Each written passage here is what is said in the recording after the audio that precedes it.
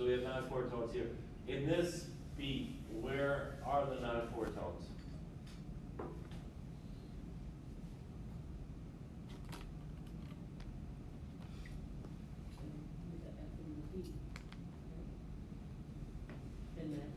Just these, this, Yeah, there is no F.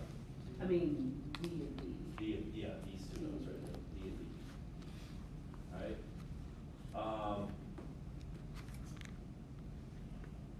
Isaiah, what would the Roman numeral be for this chord here? VII. Yes, our 7, and it's major 7. Okay, you put a little flat in front of it, that's what I like to do.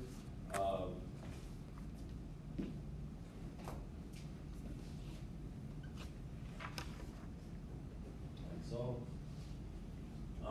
And it is root position, so the lead sheet symbol would be what? Nothing. Oh wait, lead sheet symbol. lead sheet, yeah, not the base position.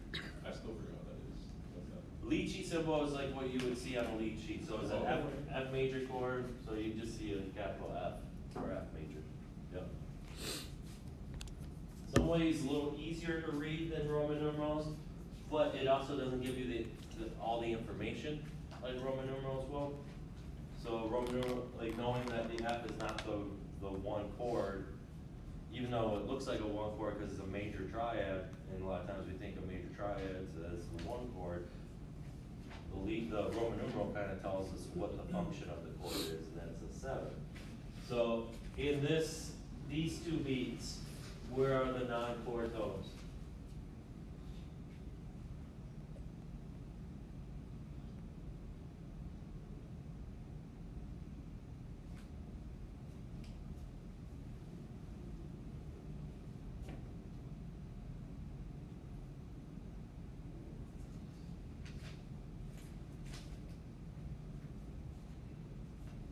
Everybody see them? Mm-hmm. Where are they? The D and D. Oh, I said it wrong.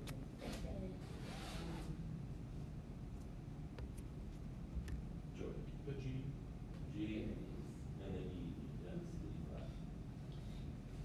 flat. Joy, what would this chord be here in the next one?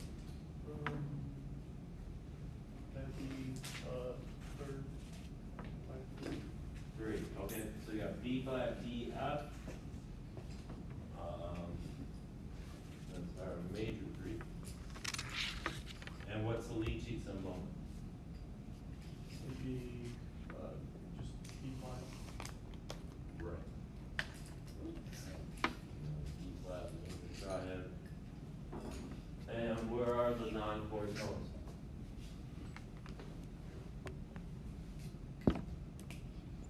Would be the A and C. The A and the C.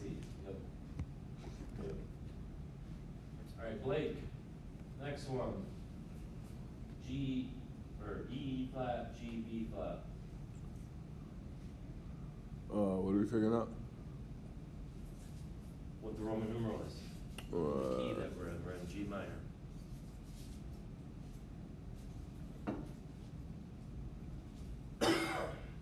Uh, 6. 6. And is it major, minor? Major. Major. Alright, so is it E flat major? And then where would our non-chord tones be? We have G, B flat, G, B flat, F sharp, A, G, B flat. That F sharp and A. F sharp and A, yep. Those would be our non-chord tones. Alright, Amelia, the next one? That's diminished Diminished 2, two. so A, C, E flat. 2 diminished. Anything else? First inversion. And then the lead sheet symbol would be what? A diminished over C. A diminished over C. Right. And where are the non-chord tones here? The G and the B. The G and the B. All right, Matt. Second last one. It's our major 5 chord. Major 5 chord. And the lead sheet symbol? Is it D? D. And where are the non-chord tones here? Let's see, the F, the C, the E natural. F is part of the chord, F sharp is part of the chord, but the E is not. Oh, yeah, yeah. The C could be thought of as a 7. Do we wanna label it? Do we think it's a 7? Yeah, I think I skipped it. Oh, wait, oh, that's right, no, this goes through the first 2 beats, doesn't it? Yeah. All of it. Yep.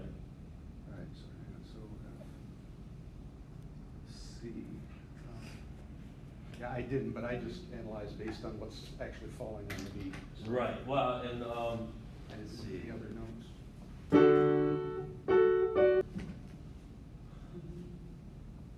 Sometimes it's really obvious, sometimes it's not that obvious, and sometimes you have 2 different people analyzing, you might get 2 different answers.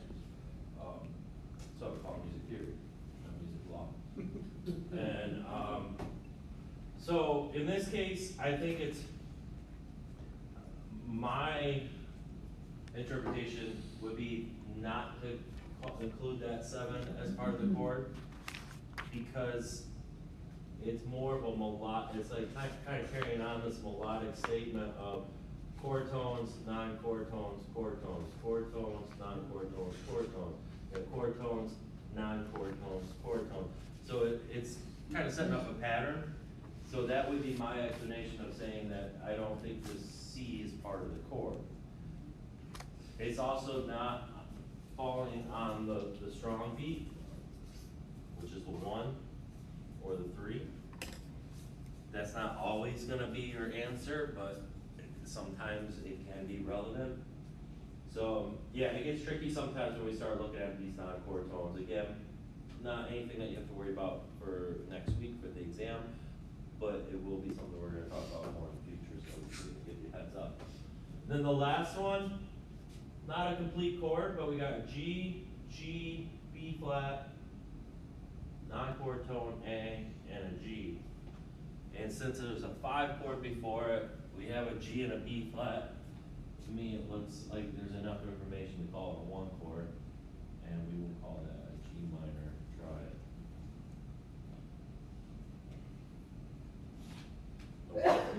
It omits, excuse me,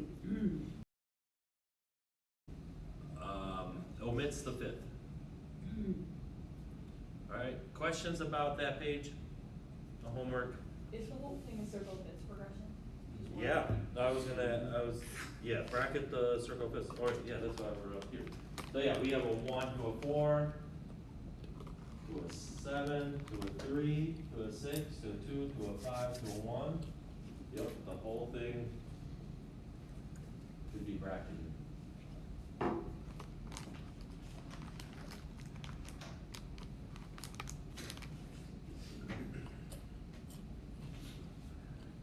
All right, good. Let's go to the page 61 and see if we can identify the parallel 6 chords in this excerpt. Exercise 8-1-A-1.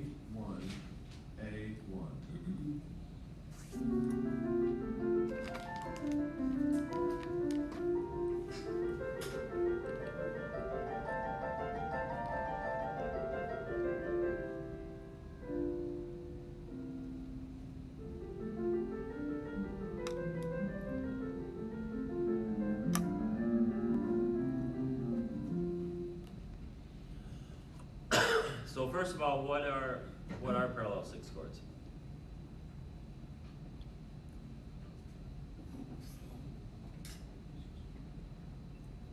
Anybody remember?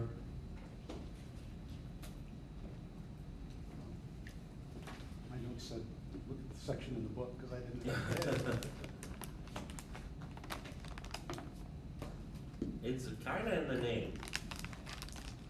You have chords that are built like so when you're thinking of first inversion triads, there's a 6th between the root and the 3rd and the root. If I take a C major triad, I invert it, first inversion. Between the E and the C is an interval of a 6. sort of sound. Right, and if you fill in the fifth, hit the whole chord. So it's gonna be these series of moving six, first inversion triads, either moving up or moving down. And then it kind of defies our chord diagram. It's sort of like a sequence will kind of break down the function of the rule of the chords. Even if you do analyze them, they're not gonna really function like they're supposed to. The trick is finding it, and a lot of times just listening to the music, you can find that descending kind of sound a little bit easier than if you were to try to look through. Because again, if I'm gonna look through here, we have a descending octaves. So this looks like a E, C, C. Looks like a C major, and E is here. So that could be a first inversion C major chord. Moving to an F, C, B.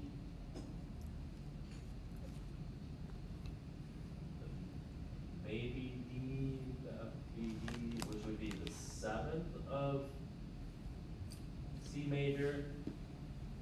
But it doesn't occur on the downbeat, at least the third of the chord, B, D, F. And like it does here, C, E, G, the E is on the downbeat. Here, B, D, F, the fifth is on the downbeat. We have a B flat, G, E. Wouldn't really call that the parallel six that we're looking for. Here we have an A and C, B and D, G, E, B. All right, here's some parallel motion here. G, E, B, A, F, C, B, G, D. So it looks like we got E, G, D, F, A, C.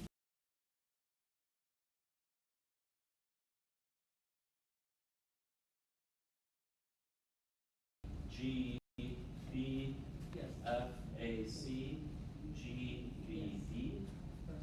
Yeah. So it looks like we have some parallel motion happening here.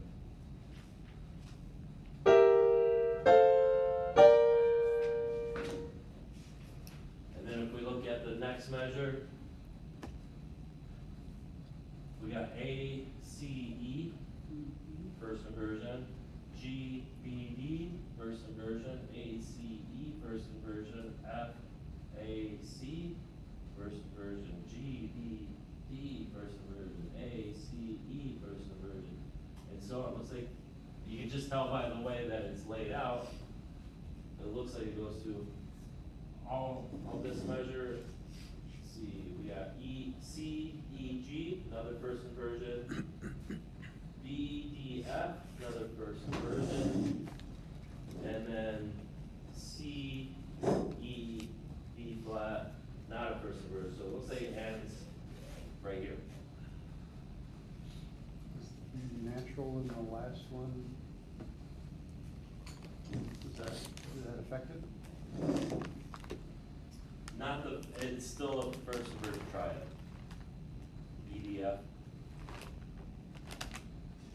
It's just in a different key. I mean, it's modulating, like showing like different keys.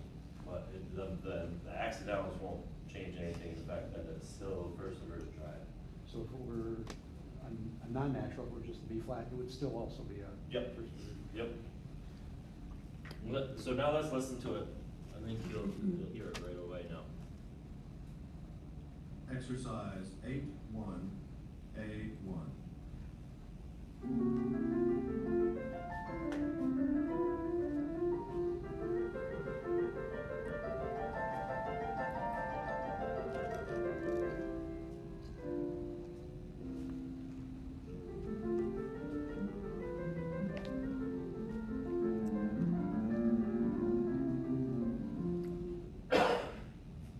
If we're gonna try to analyze this, so if we were thinking in the key of F major, you have a 7 chord, E, G, B flat, then you have a 1 chord, F, A, C, you have a 2 chord, G, B flat, D.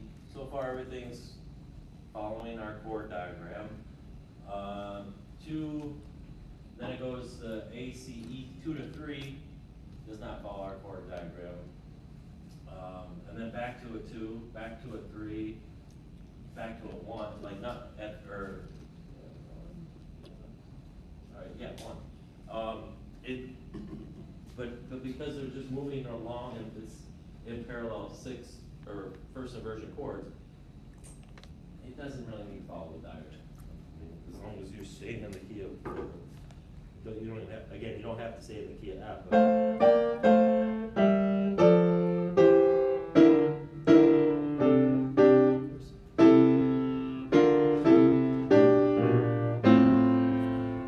You can move along as you want, and it's sort of, I kind of treat it like, almost like filler. Like if I were gonna use that as a composition device, you kind of start somewhere, and then you want to get to a destination using these parallel 6, you can kind of fill up the space a little bit, and then eventually you can land where you need to land.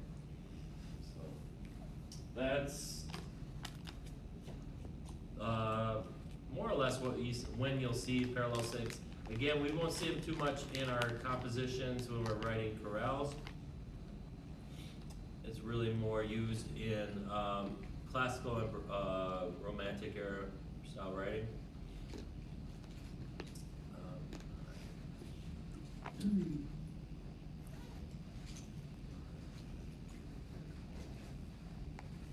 Okay.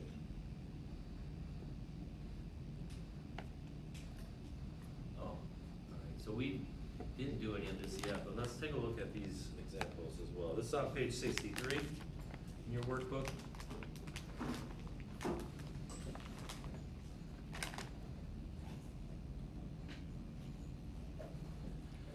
In some ways, part writing with first inversion triads can be easier than root position because you don't have to memorize a bunch of methods. The difficulty of it is that there are no methods that work like tried and true, so you have to just be aware, again, are you creating parallel motion? So let's take a look at this first one.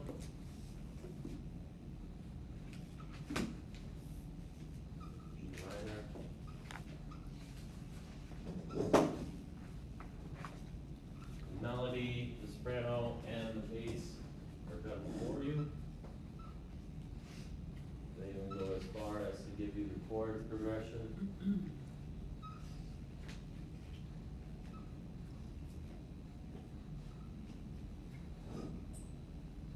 And we just need to fill in the alto and the tenor.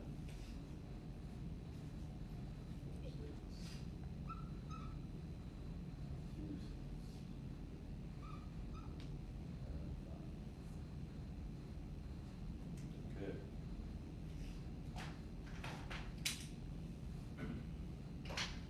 All right, so Jaden, in the key of G minor, what notes belong to our 1 chord?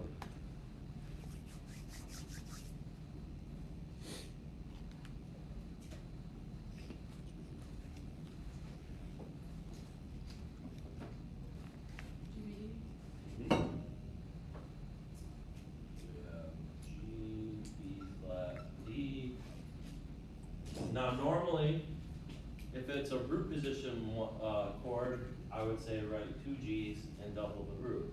But since this is a first inversion triad, we don't have to double the root anymore, we can double any of the notes. So before we even start doing that, let's just move on to the next chord. Matt, what would be the chord, the notes in this chord, in the 4 chord in the key of G? C, E flat, G. C, E flat, G. Embria, our 2 chord. A, C, And what was it? A, C, E. Yep. A, C, E flat.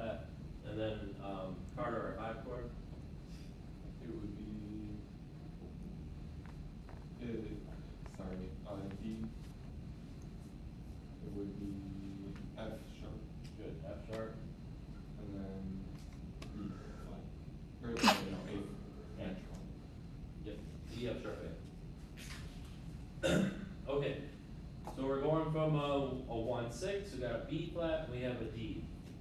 We have our third, we have our fifth. We're ready for, yes, 4 parts. So we have to select at least one G. And then it really doesn't matter which other note, if we wanna do 2 Gs, or we wanna do a B flat and D.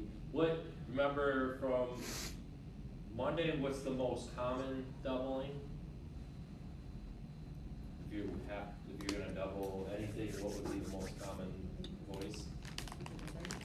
Not always, don't think of it necessarily as a chord tone, think of which voice. Soprano. Soprano is the most common one to double. So if we wanted to double the soprano, we could give the tenor the D, and we could give the alto a G. Now we have G, B flat, D, and the second D here. But we don't have to.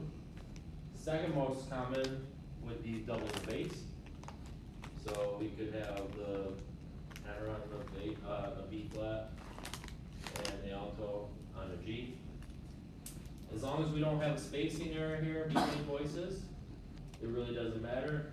We could actually do both inner voices on a G, which is the least common, but it could work. Because they're still an octave apart, we haven't violated any spacing rules. I kinda like to space them out a little bit more evenly. Let's do the most common. Let's go with D. So we doubled the soprano. Moving to our next chord, we have C, E flat, G. Have the E flat in the bass. Have the C, the root, and the soprano. We need at least one G. Probably makes sense to keep the alto where it's at. That's not the smoothest. We got our G. So now, which voice do we double? Well, here, if we double the soprano again, yeah.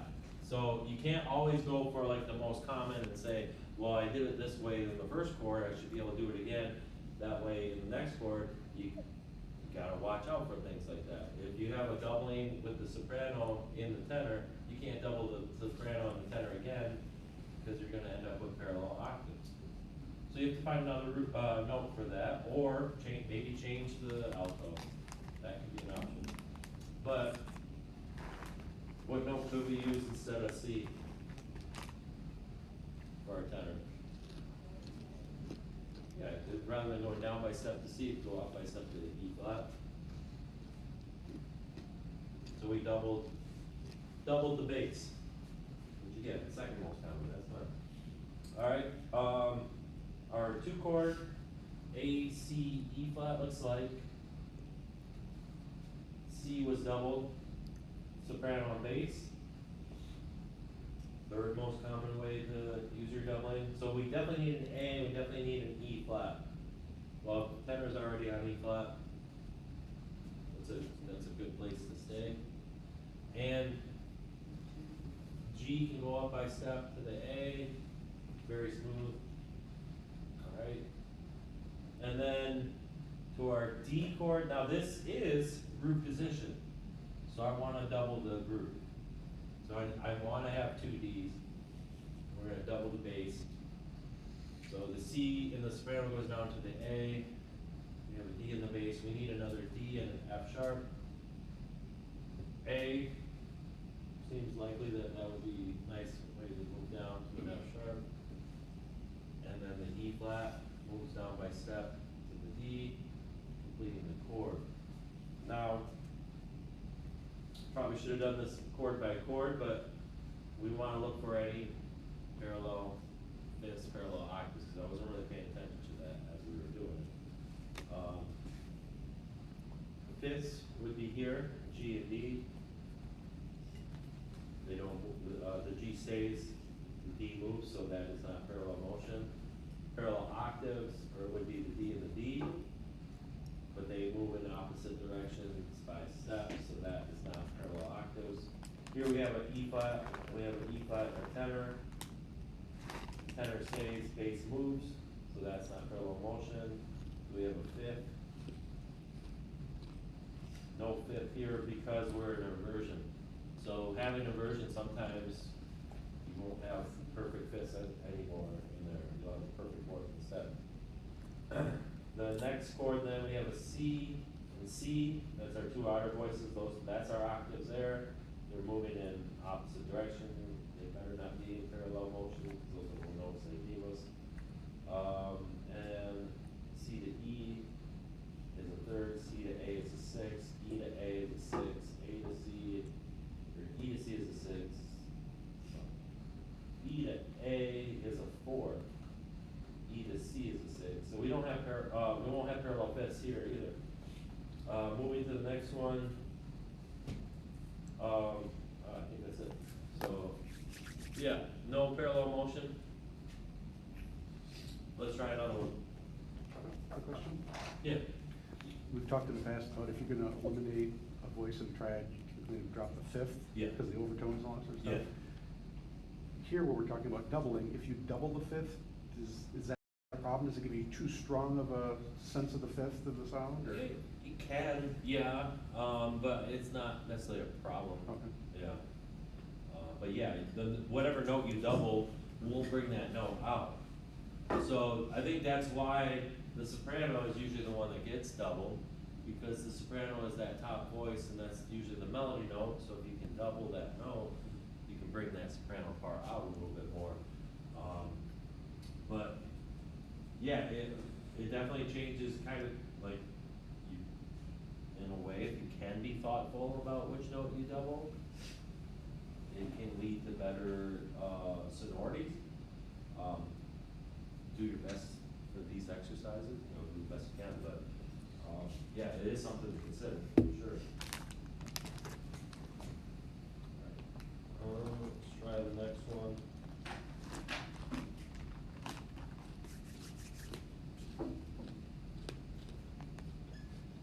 We're in the key of A.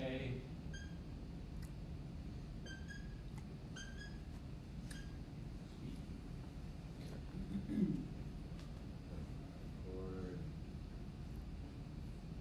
1-6 or 5-6. If you want to try to do this on your own right now, while I'm writing it up, that would be fine.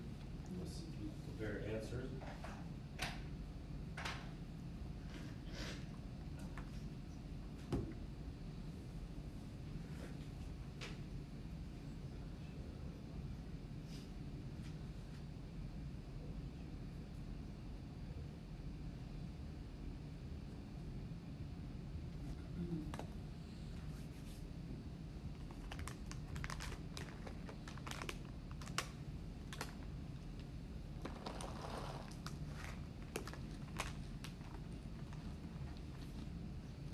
I'll help you out. Our 5 chord in A is E, G sharp, B. Our 1 chord, A, C sharp, E. 5 chord, again, E, G sharp, B. And back to our 1, A, C sharp.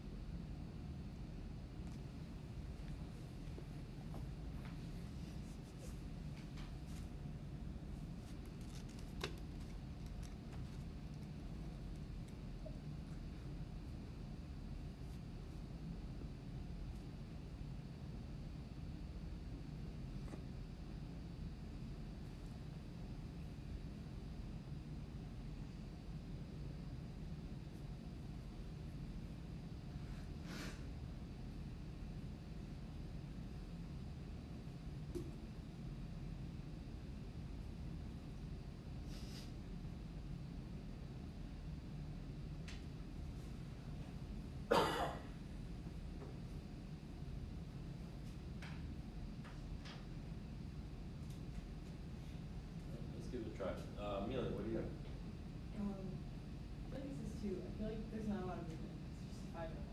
Yeah. Yeah, so you don't have a lot of options here. For this one, I did, for the first one, I did tenor on B and alto on the B. On the E? Yeah. So we double the root, definitely need to double the root in this first one because it's a root position track. Alright, so then the next chord, Tenor moved down to an A and, alto stayed on E. I'll just say on E. So we have, A and C sharp already given to us. And we needed an E, so you have that in the alto, makes sense, cause that's right, the alto doesn't have to move. And then, yeah, you could have gone up to a C sharp if you wanted to double bass, or you went down instead and you double soprano, that works. Alright, and then going to our 5 chord, You stayed the same on that one, I went back to the same five chords. went back, okay. So again, let's see, you got the G sharp, the E, the B, and the B. So, complete chord, like you filled everything in fine. Doubled the soprano. Here, you could, let's see. I guess you could have gone from the E, well, no, we can't. Parallel octaves. Where's parallel octaves? The, Oh. alto and the soprano, or the tenor and the Yes. soprano and Right. Good job. I would have found it eventually. We got the A to the B and the A to the B. I knew there was a catch, I was like, Yeah. this isn't right, there's no way. I was doing that, and then, so I just moved the tenor in the first, or the second chord to a C, and then moved down to avoid the parallel. Oh, so you went up to the C instead. Is there another option? Can we move one of the voices to a G instead? And moved the tenor to a G.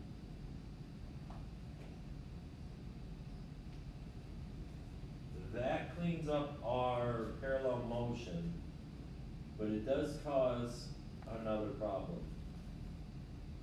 Everybody see it? It has to do with the way this chord is voiced.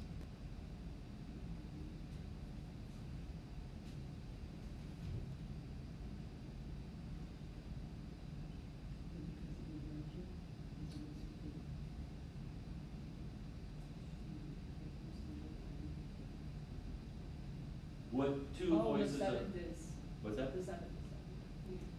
There you go. Yeah, so what two voices are doubling the note in this one? The bass and the. Bass and tenor, right? Both on G sharps? Mm-hmm. Okay, normally that's not a problem. The reason why this is a problem though, Amelia, is because they're both on the leading tone. And we don't ever wanna double the leading tone. And since the bass already has a leading tone, that means G sharp is off limits for any of the other voices. So, can't have a G sharp there. I'm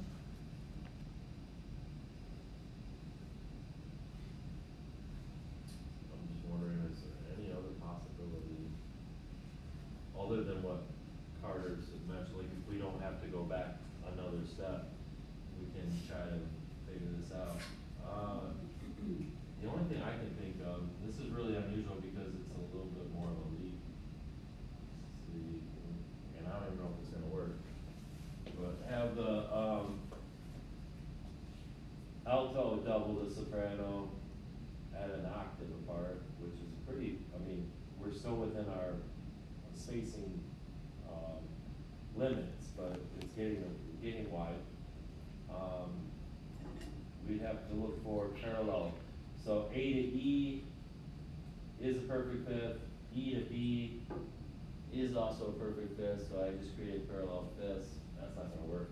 So I think, Carter, your solution might be the only one we have here. Did anybody else have this problem, or maybe didn't notice that being a problem when you did it? Yeah. So I think changing that tenor to a C sharp Now, tenor can go back to B, and alto can stay, and there's no issues there. The only other thing I think could be, would be, is if you voice the first chord completely different, maybe like so.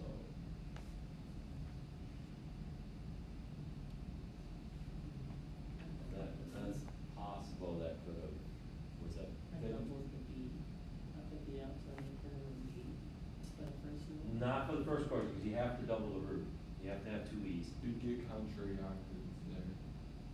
The E would go, they both go to C in the next one. Are you? Alright, let's see. So you'd have to replace it. So we need A, C, we need an E. And,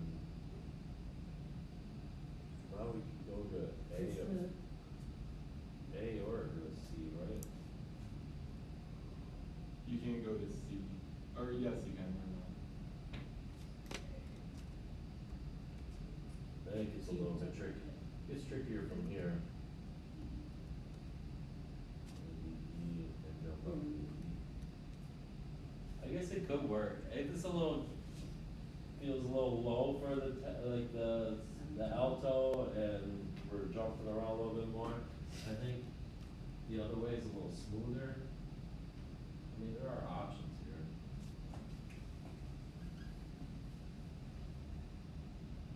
So you wanna pop with the tenor, stay with the alto, stay with the alto, and back down with the tenor. And then I would assume going to our last chord, again, it's a root position, so we wanna double, but keep the alto right where they're at, and have the tenor. Typical alto line of not moving. Typical alto line not moving, but you get some really nice counterpoint with the soprano and the tenor. As the soprano goes up, the tenor's going down. The alto just needs to know one note. Yeah, That's the typical. reason I switched to soprano. Typical alto part, yep. Alright, now, again, kind of foreshadowing what we'll be able to do in the future, though, is we'll be able to start adding some non-chord tones, which can spice up an alto part. So like if we were going to maybe add a step above and then a step below, now the alto part has sort of a moving line in there, and it makes it a little bit more interesting, for the alto.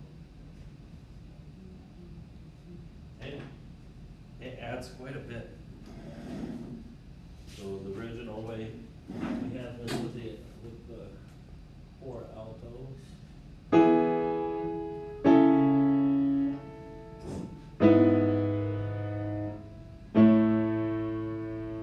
Now we have.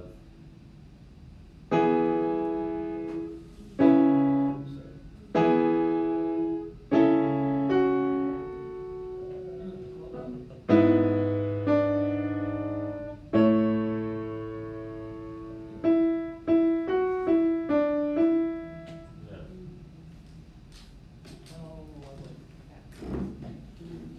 So it just adds some more color, adds a little bit more interest, and that's, something that will be fun to do as we get into that. Questions about this? That one was a little trickier, even though it seemed like it might be easier because it was only two chords, like 5 and 1, but, you gotta watch out for the doubling of that 7. Alright, let's do another one. Let's, number 3, again, as I'm writing it up, see what you can do on your own. In fact, let's just figure out the chords right now, and then you can write them in. So it's in the key of F minor. What notes are in our 1 chord in F minor? A flat C. F, A flat, C.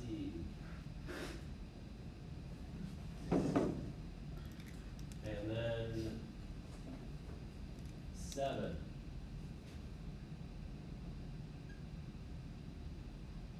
What note notes belong to our 7 chord. G, B, G, B flat. And then back to our 1. E flat.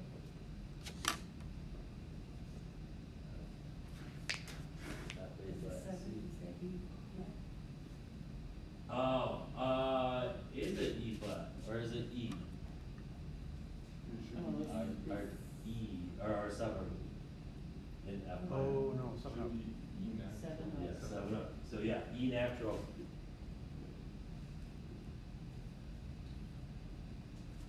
Uh, 2 diminished.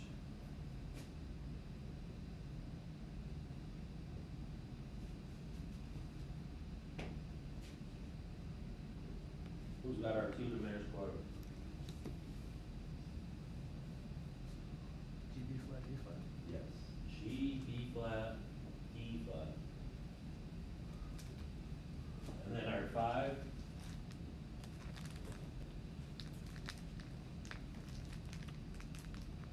C, flat, G. C, No, C, E. E natural, G, yes, 7 up. So, all the accidentals, we really don't have to worry about, because they're all in the key signature, except for our E naturals we have to raise.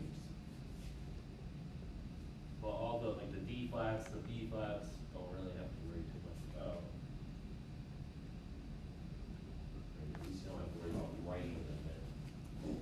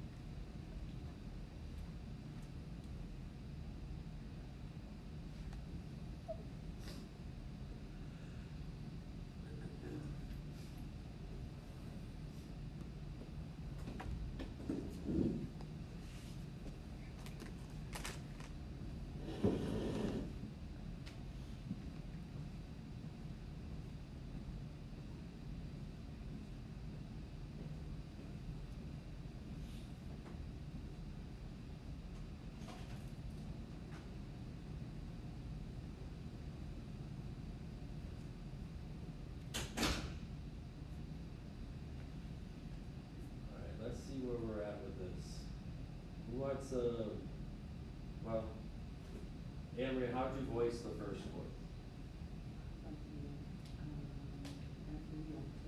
F in the alto, C in the tenor? Anybody? Oh. Here. What's,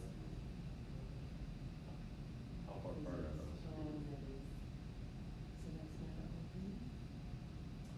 No, because again, this is adjacent voices, meaning they're right next to each other, the tenor and the alto are right next to each, or, yeah, tenor and alto are right next to each other. They can. Open and close applies to how far the soprano is to the tenor. And if that can be more than an octave, it can be less than an octave, it doesn't matter. The spacing area comes into play when you have between soprano and alto, or alto and tenor, and in this case. That needs to stay within an octave. Right. So the C above is a much better option. That's C. Did anybody have a different, voicing for the first chord? Joy? I how'd you have voice it? the C in the alto, and then the F in the. Yeah, the C in the alto, the F down here in the tenor. Anybody have a different voicing than that? Alright, let's, well, yeah, alright, let's start with this, and then we'll try Joey's way as well. Both should work, maybe, I don't know, we'll see. Moving to our next chord, bass moves up by step. If these were root position triads, if the bass moves up by step, the top three voices all move down. This is not a root position triad, so I still kind of work with that, within that method and see, does it work still if I move all the top three voices down, right? So, we have a G, we have a G, so two Gs, we need an E, and we need a B flat. So if I move the F down to E, I can move the C down to B flat. Do I have any parallel motion? Well, it's all parallel motion, but do I have any bad parallel motion? So it doesn't look like it, because we have an F and a C. This is a B flat and an E flat, or E natural.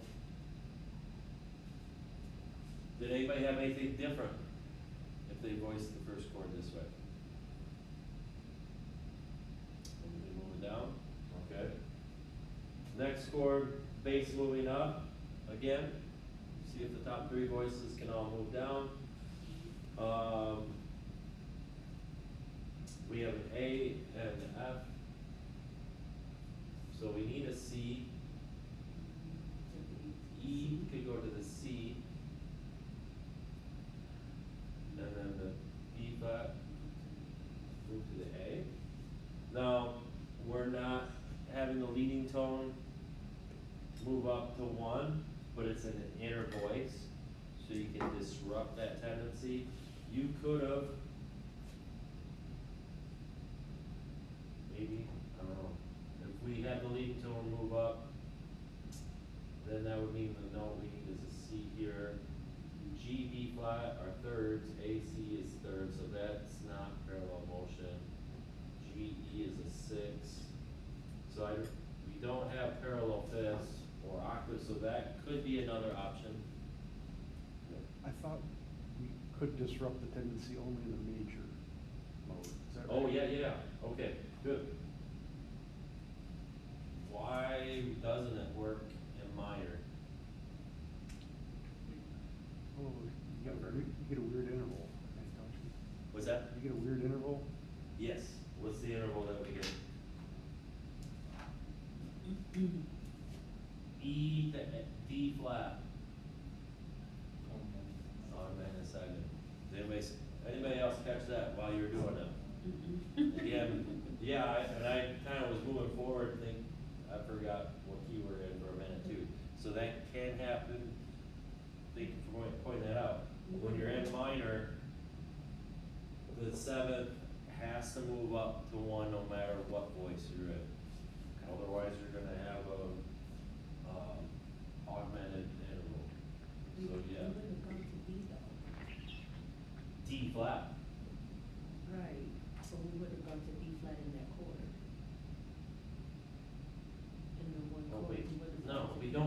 flat in one chord anyway, right?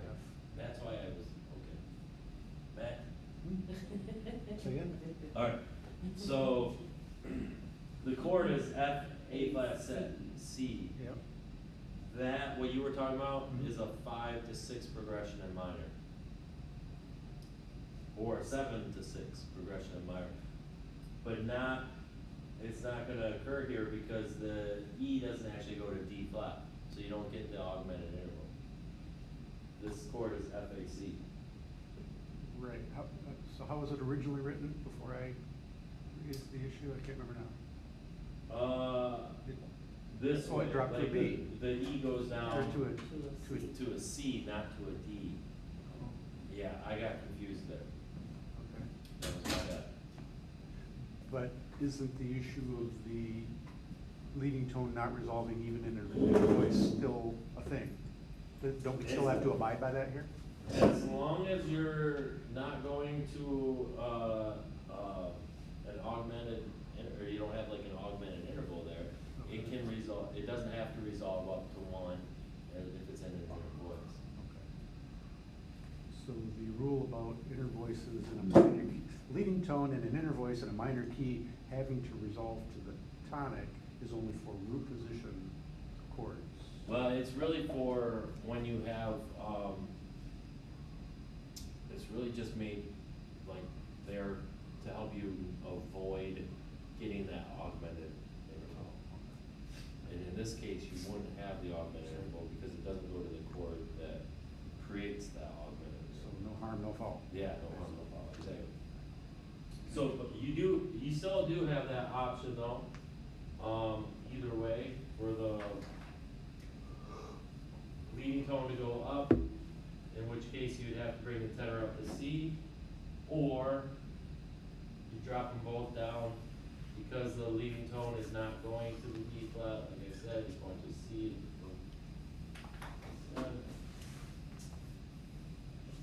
We're okay.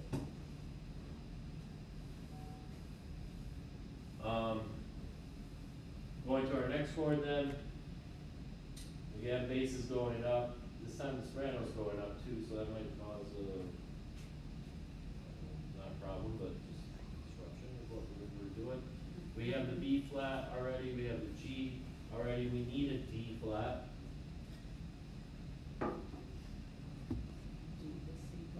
C going up to D flat. Now is that a parallel motion with anything? We have an A and a C, that's a third, E to D, that's a third. C to F is a fourth, D to, G is a fourth, so no, that's not parallel. So we have the B, G, and the D. We can double any of them. Probably except for the B, because if we move to a B, we're moving in parallel motion with our bass. So,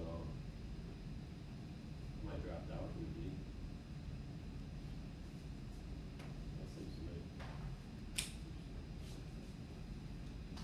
be a good choice there.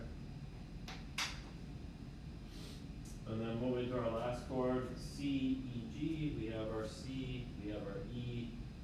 We need another C and a G. D, move down to C, G, stay right where it's at. Anybody have anything different? Matt? First two chords are the same, but on the third one I took the alto up to the F. Okay, so you did the doubling, that's fine. Alright. Let's see what we end up with. So then you move up to C here. Right. Alright, so now we have our D flat and our G, we need a D flat, Which goes in the alto. alto, good. And then B flat and the tenor. B flat and the tenor. Looking for the parallel motion, which we know, back parallel, it's all good. And then go into our last chord. Landed on the same chord. Okay, so the D flat dropped down to C, and the B flat dropped down to yeah. That works.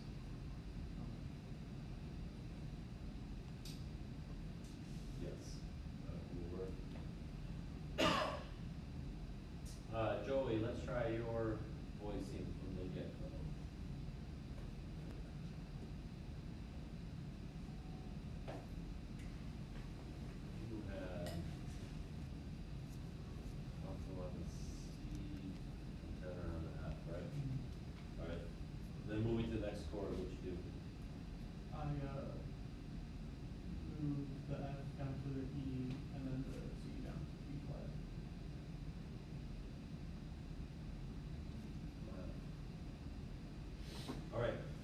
and C, perfect fifth. E to B flat, diminished fifth. So you're okay there. Because it's unequal fifths. If it was in a major key, you might have been in trouble, but minor key, I think it worked out, alright? So now moving to the next chord. Then I moved the E down, back up to the F, Okay. and then the B. Back up to C. Yeah. Again, fifths, but unequal fifths, so that works out. Alright, then moving to the last, or the next, second to last chord.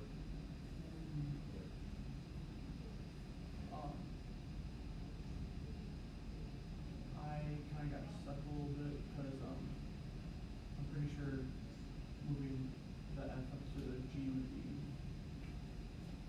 Yeah, F to G would be parallel with the soprano. Yeah, so, is there another place we can go? Let's see if we can help you out. We got a G, B flat, we need a D flat somewhere.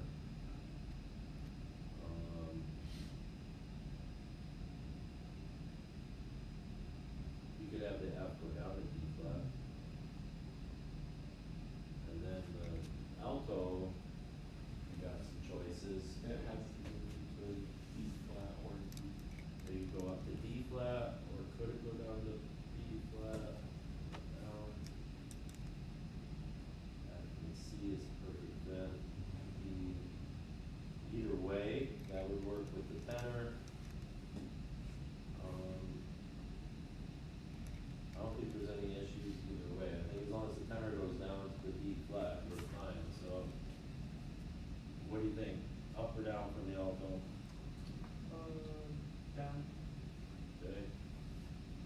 More altos, C, B flat, C, B flat. Not much motion happening. And then, going to our last chord, we need, a G and another C.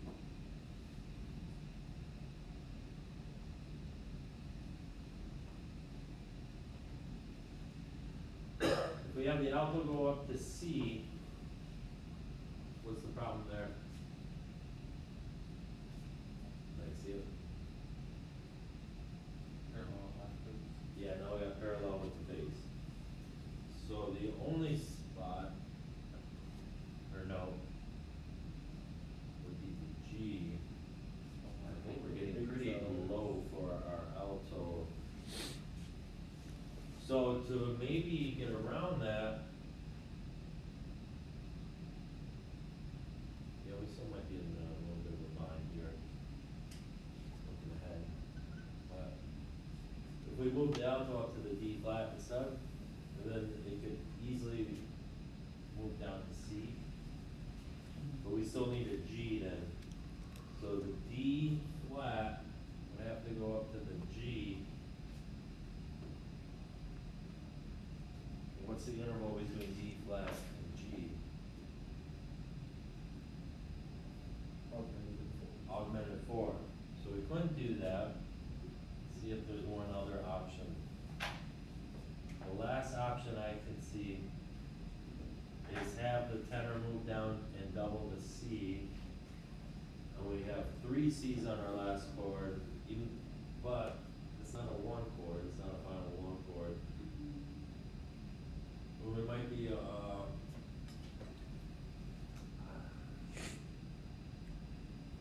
something I would probably let get slide, but, Or you could just do the augmented fourth and count the tones.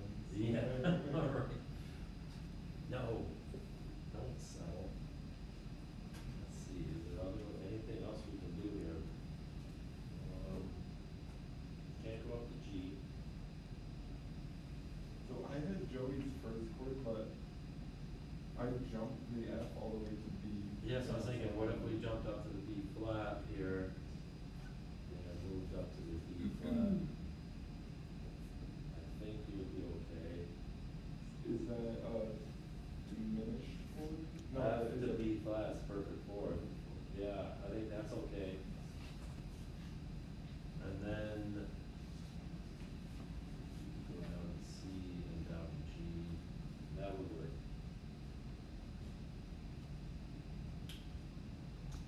So you can see, like I said, in some ways, this is easier because you don't have to memorize, you know, similar motion method, common tone methods, things like that. But in other ways, it's a little bit trickier because we don't have those methods to rely on, and you have to be more thoughtful of all the other errors that could occur. So, it's a little give and take here. Let's try, a three-part exercise here. This is on page 65. And we'll just look at number 1. It's in G minor.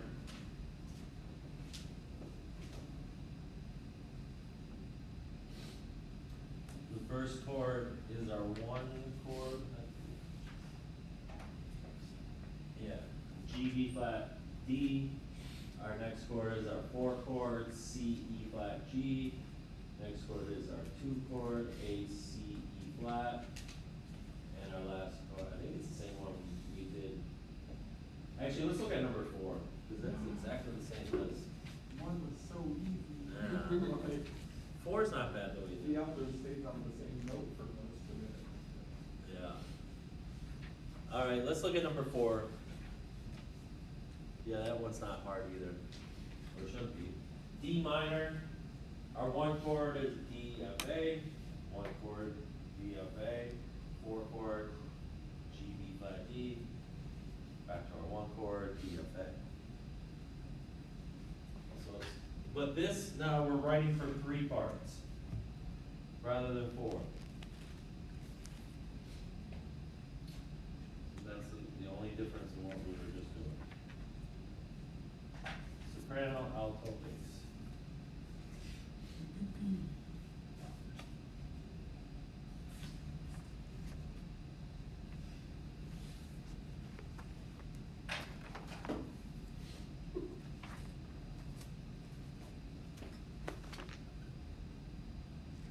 We only have 1 note to fill in there.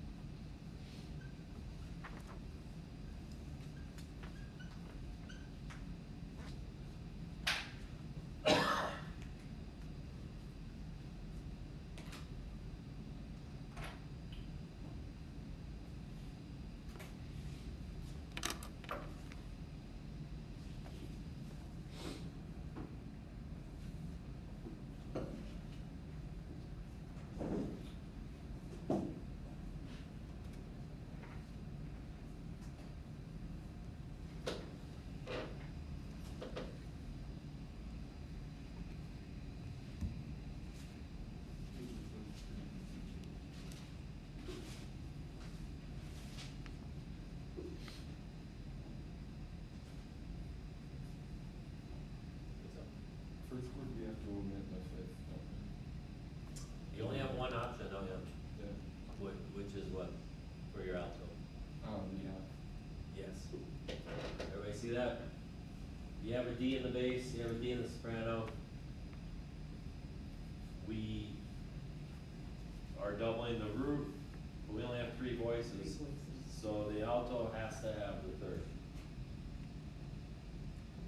So we have the F. The second chord, you have the F and the A. We're missing the root.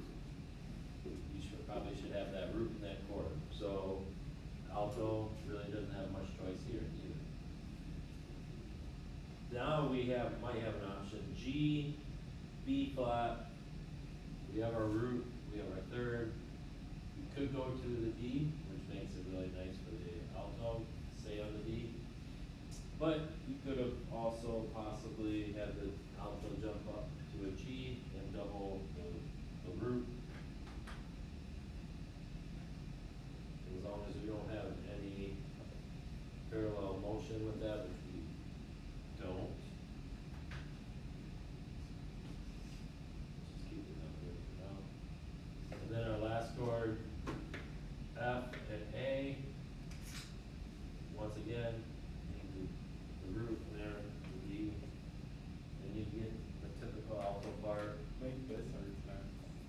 I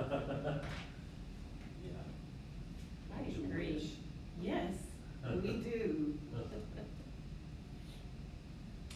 Yeah, 3 parts not bad when 2 of the 3 voices are already given to you. Mm-hmm.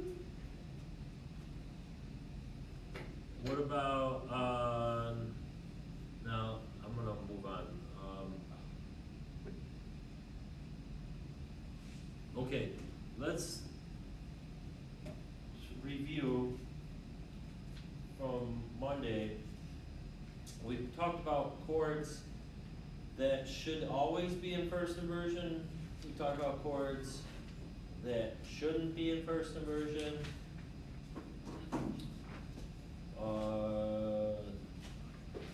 What chord should always be in first inversion? Diminished chords. Diminished chords. Anytime you have a diminished chord, always first inversion. So diminished chords in major are gonna be what chord? 7.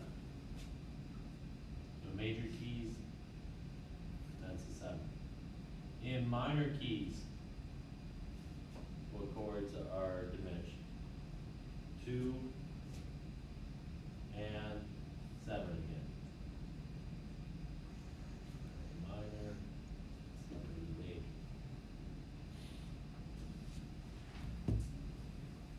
What chords should not be in first inversion?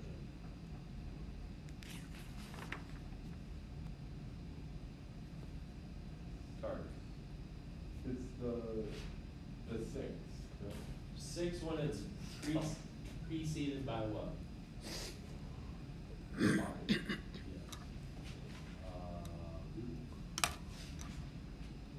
Position.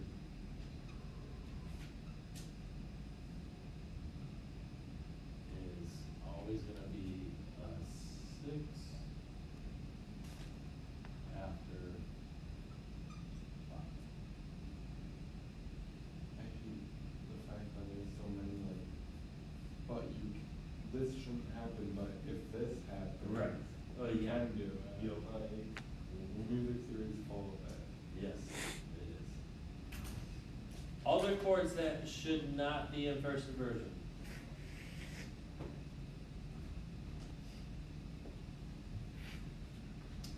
It's not like really spelled out this way in the book, but it's sort of inferred.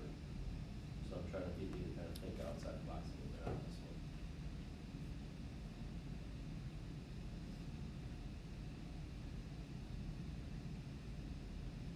Carter. You're not referring to the, like, the 1 and 5 chord, I'm sorry. Oh, the 1 and 5 chord. They should not be in first inversion at the beginning or the end, right? But in the middle, Right. it's free for all. Cause it lessens the weight Lessons away. So root position, 1 or 5 at end. And now the 5 at the end could kind of be in a first inversion if you wanted to, but for right now, let's just kind of like keep this a little bit more like a rule that like it makes things a little bit easier to remember. So if we have, say, a chord progression, we're in, doesn't matter what key, C major, and we got 1 chord, actually, how do we get to the 7th one? Writing, C major, 1, 4, 5, 6, 2, 5. Alright, so here's our chord progression.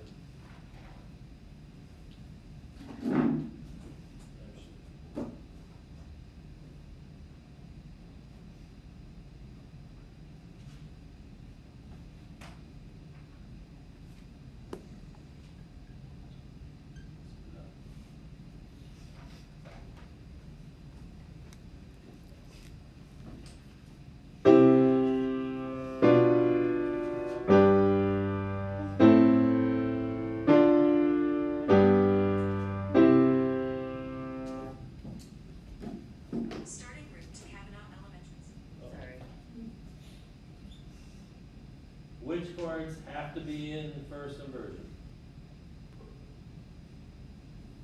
Or seven. Seven. Don't have an option there. That one has to be in first inversion. Any of the rest of them have to be in first inversion. Yeah, The 2-5 chords should be. why do you say that? Because they're in the middle of the phrase. No, it's more like a 5 to 1. Okay. So the 2-5 is okay. Then would it be, Yeah, it would be. would it be referring to the 6 because it's followed by, or it's following the 5? In that case, then it should be root position, so that's one that should be root position and not first inversion. So the only one that has to be first inversion is the diminished. Now, 6 has to be root position. What about the rest of the chords? Do we have options as far as can be root position or first inversion? What about the 1 chord? That has to be root position, so that's our bass note right there. And then the 7 chord we said has to be first inversion. The 6 chord has to be root position. You just wrote in the diminished chord in the position. I did. Yeah. That's what I meant. Did not mean to. Okay. The last 2 chords. Root position. Could be low, could be high, I'm not really sure where. So that leaves us the 5 and the 2.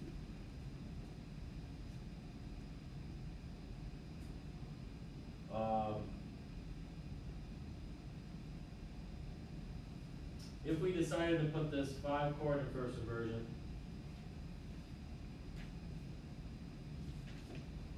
what scale degree is B? 7. It's a leading tone. You should want to lead up to 1. So I guess that's not going to work. Here, look.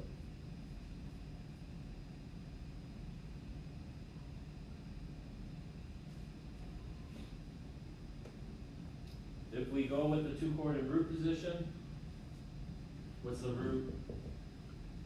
D. If we go with the 2 chord in first inversion, what would be the bass note? F. So which, as far as our bass is concerned, which one's smoother? Yeah. So I might go with the F and have a first inversion here instead of a root. Now, again, depending on what everything else is happening, maybe I'll change that later, but at this point, this is a little bit smoother of a bass line. Let's try a different chord progression. Let's do 1.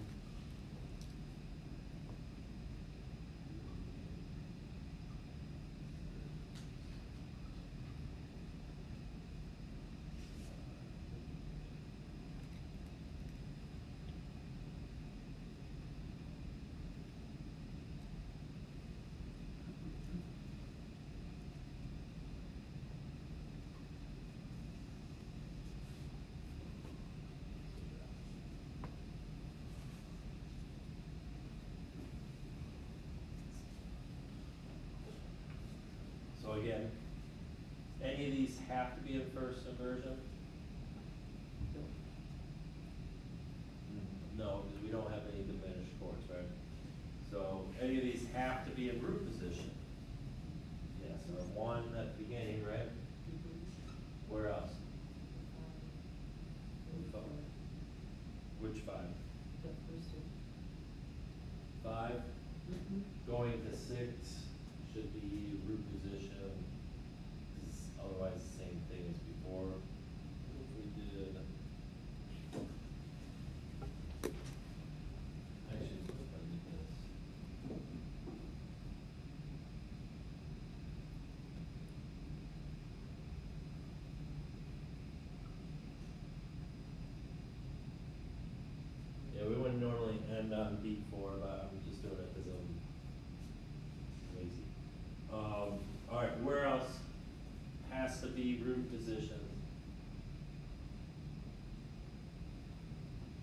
Sorry, The one at the end. the one on the end? Yes. And let's say the 5 on the end too, will make it strong cadence on the end, 5 more. Now, I'll ask the first question again, because I changed the chord progression a little bit. Are there any chords that should be in first inversion?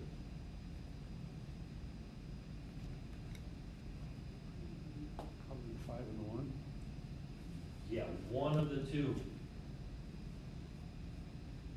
Again, to kind of lessen the strength of the 5 to 1. We want that strength at the end, but in the middle, not so much. So either the 5 could be a first inversion going to a 1, or the 5 could be a root position going to a 1 in first inversion. But you wouldn't do both? You wouldn't do both, no? Because if you did both, your bass note would be the leading tone and it would not be going to the leading Right. tone in the next one. Yep. For the tone. So yeah, just depends on the bass line, how you wanna do it. Now, the rest of them, we have some options, right? We could do some inversions here.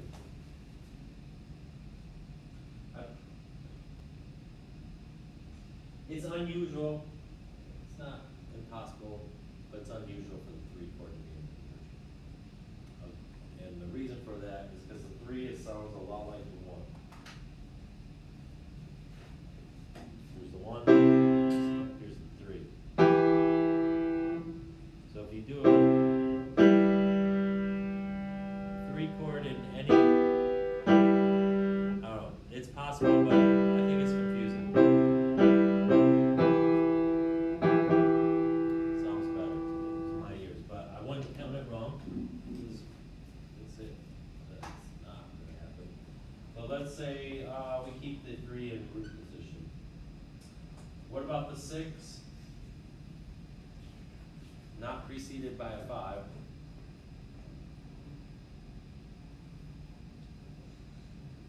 So it could be a first inversion.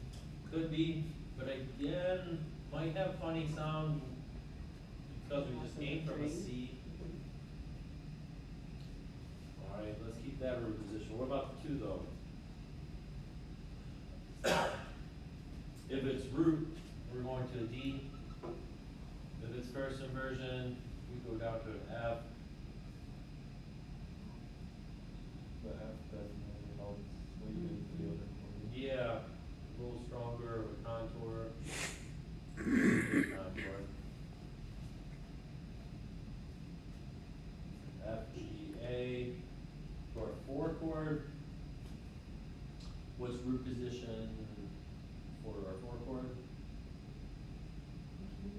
C. F. So the bass tone would be here. If it's first inversion, Okay. it'd be here.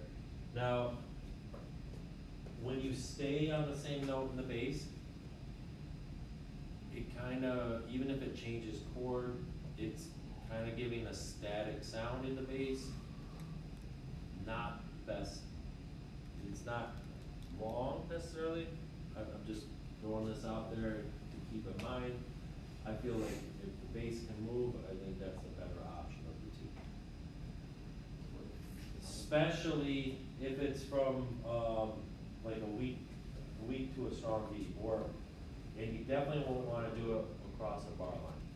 You don't want the bass to stay on the same line, cause it's just kinda confusing to the listener what's going on with the chord progression. It just doesn't sound like anything's happening.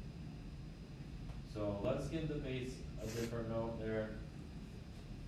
Here though, we talked about, we should have these either one or the other in a version. If we're on an F, if we go from say G,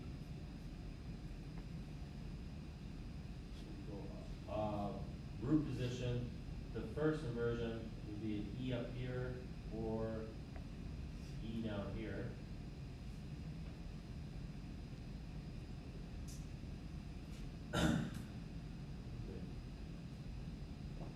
If it's first inversion, G, 5 to 1, you have to go to a B, and then to a C. Does kind of create some problem because we're coming from an F to a B, which is an augmented form. Yeah, Carly, you got an idea? What if we put the 1 chord in first inversion, and then put the 2 chord after it, also in first inversion, and keep the 5 root position? So up to G, and then E, like Well, here? No, Or now? down. Down. And then 2 In first inversion. first inversion, so it goes up to an F. And now we gotta have some more stepwise motion, and that creates a little bit smoother baseline for us. Yeah, that would work.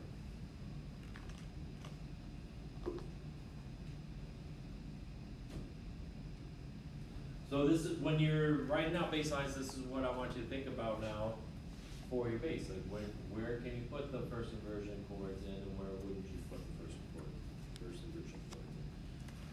All right, I got it. There you go. It's already 11. Okay, homework for Monday. In addition to studying, why don't you look at page 67? This one actually has the bass already written for you, and you have to supply the top 3 voices. Why don't we do number 1, where the first line you have to fill in the alto and the soprano, and then the second line, same key, same chord progression, but you're doing it for 4 voices instead.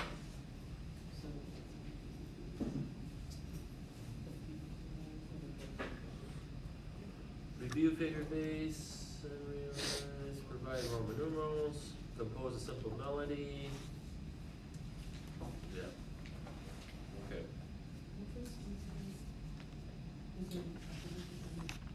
What was due today? Today was,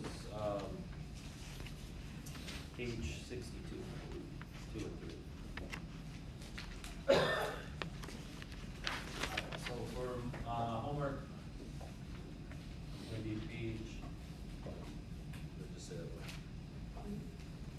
67, number 1, which is two lines, 3-part and 4-part.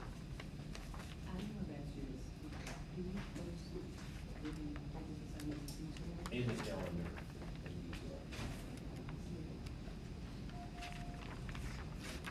Yeah, let it go.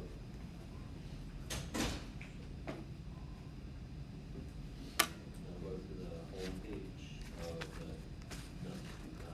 data.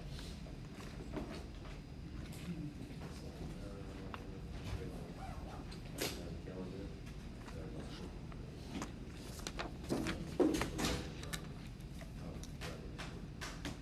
Any of these dots?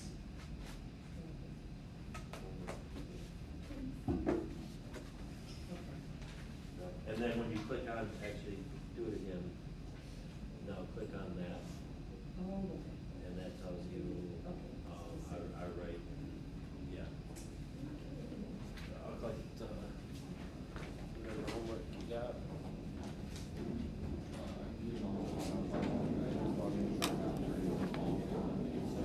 Okay, appreciate it.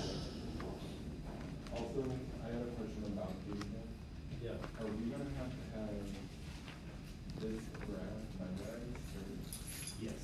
Okay. I've got it already pretty, like, good memorized, but like,